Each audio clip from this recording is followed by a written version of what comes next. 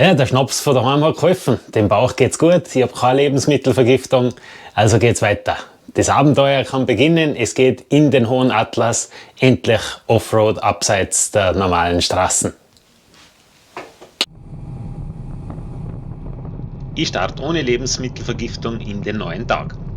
Es ist noch recht früh am Morgen und die Eltern bringen gerade ihre Kinder zur Schule. Aber gleich nach der Ortschaft Middelt biege ich von der Hauptstraße ab und bin jetzt endlich abseits der Straßen und der Zivilisation unterwegs. In dem Hintergrund sieht man auch schon beeindruckend die schneebedeckten Berge. Da geht's jetzt hin. Erstes Highlight heute ist der Cirque des Chafards, eine Offroad-Strecke durch die Chafar-Schlucht, die in die Bergwelt des Hohen Atlas führt. Ein bisschen aufgeregt bin ich, weil ich vorab nicht so richtig herausfinden habe können, ob die Schlucht befahrbar ist oder nicht.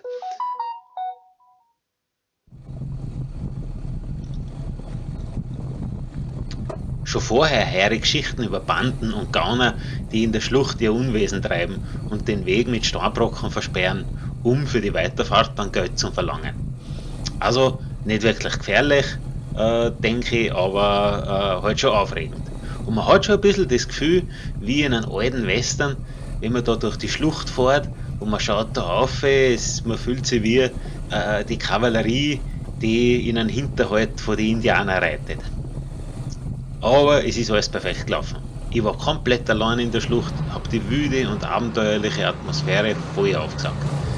Der Schotter war an manchen Stellen recht tief, es sind da einige so Steinbrocken um und umgelegen, aber großteils war die Fahrerei kein Problem und ein richtiger Genuss.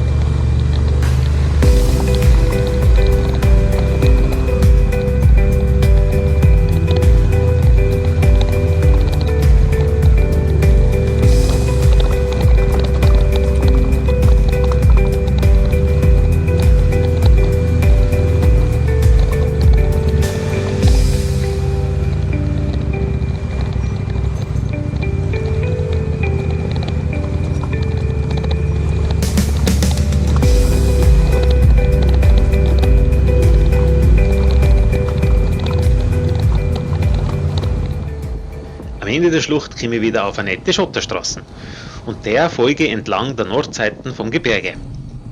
Die nächsten 400 Kilometer gibt's eine abwechslungsreiche Landschaft, urige Berberdörfer und kein einziges ausländisches Fahrzeug. Apropos Fahrzeug. Auch einheimische Fahrzeuge sind sehr selten unterwegs. Am ehesten nur so ein Moped oder ab und zu ein Auto. Wie schon gesagt, ist der Esel bzw. der Marokkaner-Fendt das Haupttransportmittel. Mit den Esel wird Feuerholz oder Wasser geholt, wird das Feld bearbeitet oder die Hochzeitsgesellschaft transportiert.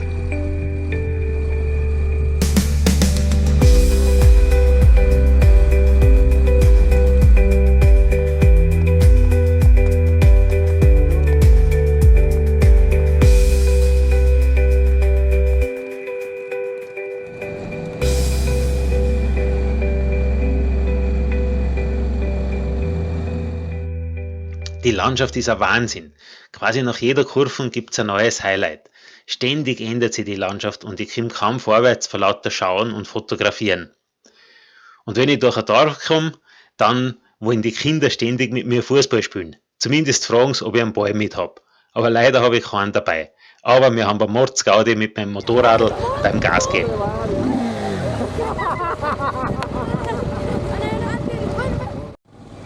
Ja, aber irgendwann ist der Sprit aus. Und der Handy-Akku auch. Ich habe zwar richtig kalkuliert und ich komme auch durch eine Ortschaft mit 2 Tankstellen, aber die eine Tankstelle hat zu und die andere hat keinen Sprit. Eine dritte, ein paar Kilometer weiter, gibt es einfach gar nicht. Die nächste offizielle Tankstelle ist fast 400 Kilometer weg, beziehungsweise müssen die wieder 200 Kilometer retour. Ich riskiere es und fahre auf gut Glück weiter. Zumindest die Landschaft ist wieder ein Traum. In einem kleinen Ort, 50 Kilometer weiter, sehe ich ein paar Burschen mit dem Moped umfahren und frage die Burm, ob wer einen Sprit hat. Und tatsächlich führen sie mich irgendwo zu einem Schuppen. Es dauert eine Zeitl, aber irgendwann kommt einer mit 2 Kanister und ich kriege zumindest Sprit für weitere 300 Kilometer.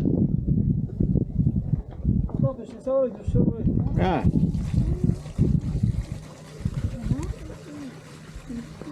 Nature bota squam de cor.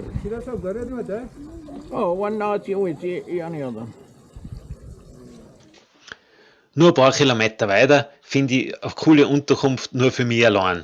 15 Euro zahle ich für Übernachtung, Abendessen und einen richtig guten Frühstück. Das Handy ist am Morgen wieder voll geladen. Sprit ist allerdings immer noch eher spannend. Auch die Entscheidung, wo es heute hingeht.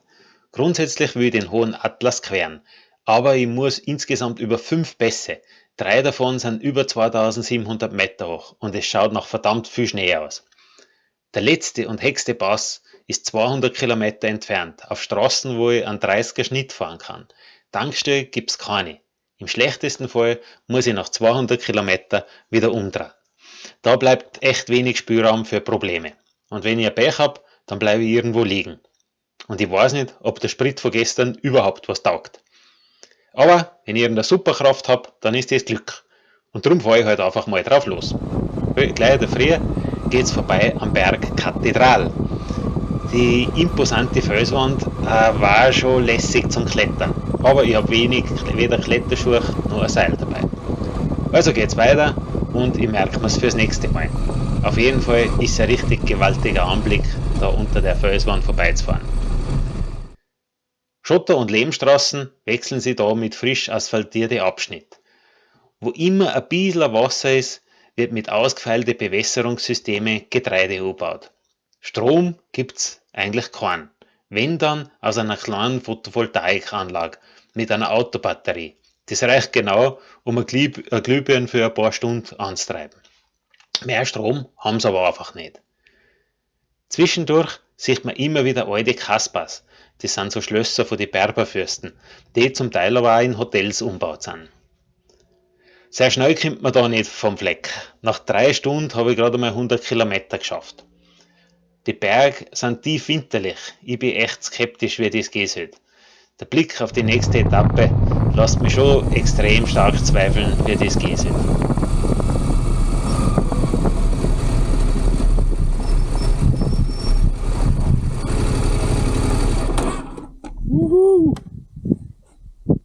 Der hohe Atlas. Da muss ich jetzt drüber. Scheiße, wie soll das gehen? Also, das kann nicht funktionieren. Fuck. Also ich bin jetzt über 2 Pässe mit 2700. Das war gerade so die Schneefallgrenze quasi. Halt die Schneegrenzen. Jetzt muss ich aber auf 3000 rauf, das sind nochmal 300 Höhenmeter mehr und da hinten schaut es verdammt schneeig aus. Und müssen da irgendwo da aussehen. Ich glaube, das da hinten, wenn man da in der Ferne sieht, ist eh die Straßen voller Schnee. Leck mir Arsch. Also ich kann mir es nicht vorstellen, aber let's try.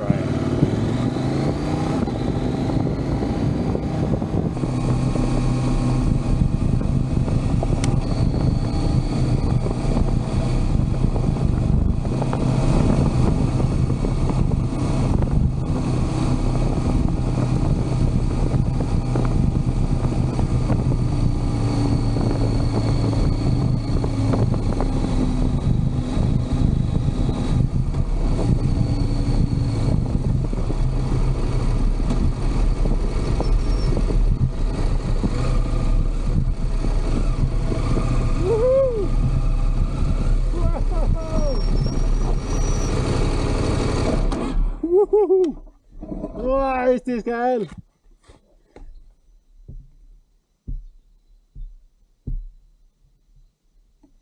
Das sind jetzt auf 2900.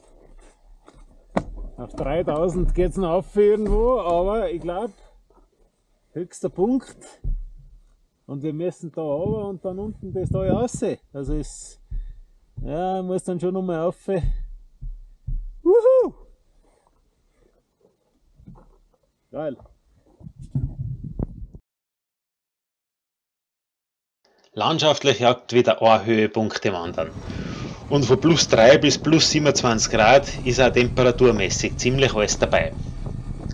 Aber immer wenn du glaubst, du bist ein cooler Hund auf deiner Adventure-Maschine und in deinem Gorodex-Gewandel, kommt dann auch irgendein einheimischer Bursche von einer Buchmaxi entgegen mit Schlapfnu auf knapp 3000 Meter am Schoderpass und telefoniert noch lässig mit einer Hand am Handy. Da weißt du dann gleich wieder, wo du dich einordnen musst. Ich quer auf jeden Fall das Zentralmassiv entlang von einem Flusslauf mit bizarre Felsformationen wie im Bryce Canyon. Erreiche aber schließlich den höchsten Punkt der Tour, den Tizi-Pass, auf 3000 Meter. Er ist höher als jeder befahrbare Pass in die Alpen.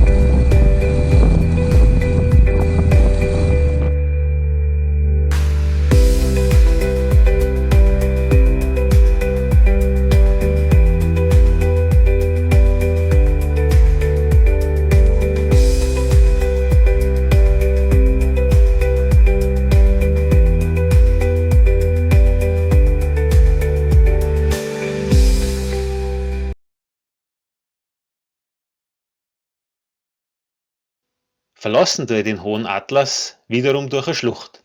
Diesmal ist es der Canyon de Amigach. Die Fahrt ist echt ein würdiger Abschluss der Etappen.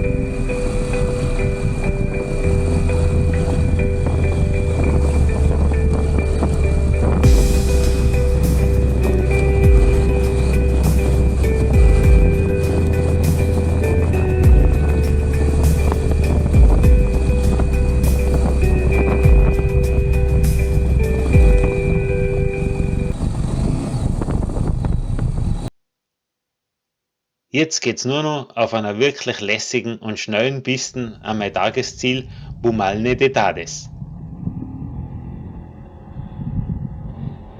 Wenn man von der kargen Schlucht in die blühende Oase kommt, ist das schon einmal ein gescheiter Wow-Moment. Besser kann man den Teil der Reise einfach nicht abschließen. Nach mittlerweile ca. 700 Kilometer und 2 Tage im Hohen Atlas ohne irgendeinen Touristen gesehen zu haben, wimmt jetzt da auf einmal davon. Ich beschließe, die Tades-Schlucht auszulassen, weil das gebe ich mir jetzt nicht, da sind wir zu viele. Ich suche mir ein Hotel und schmiede Pläne für den nächsten Tag. Lang dauert es aber nicht, bis ich entscheide, dass die Stiefel heute einmal außen schlafen müssen. Das war der Hohe Atlas. Sicher landschaftlich einer der Höhepunkte von meiner Reise. Aber jetzt geht es endlich in die Sahara, in die Wüste. Der Hauptgrund, warum ich da nach Marokko gefahren bin. Ich hoffe, ihr seid dann in der nächsten Episode wieder dabei.